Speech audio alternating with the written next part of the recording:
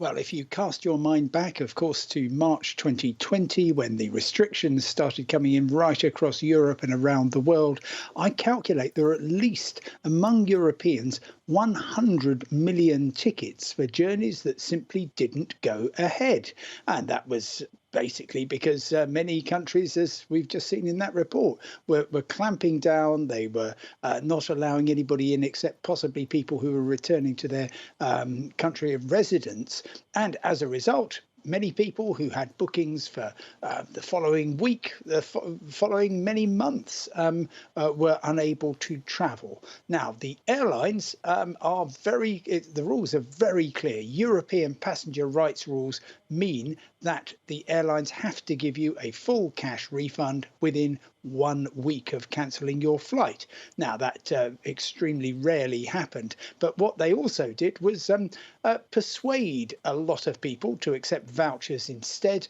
And I calculate there's at least 7 billion euros worth of those vouchers in circulation, many of them chasing tickets in the next few months. And as we've And the seen, difficulty with those vouchers, isn't it, is that I might have had it this time last year. Let's say March last year I got given a voucher. It might have a 1-year expiry date on it. It looks very unlikely I'm going to be able to use it. How common is that predicament?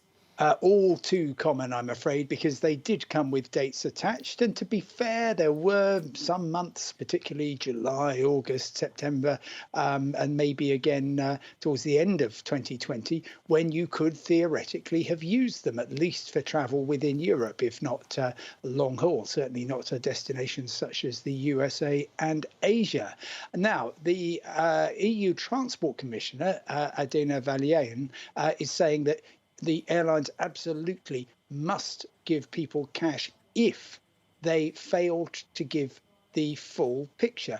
What we saw quite a lot, particularly in the early stages of the coronavirus pandemic, was airlines reacting by making it very easy for people to accept a voucher and very difficult for them to actually get cash. And now the European Commission is looking at whether actually some airlines made it effectively impossible for people to know what their rights are. And the fundamental... And if I'm in one of those situations, Simon, if I'm one of those people who've got a voucher that I'm sitting on, I don't know if I can use, what advice do you have?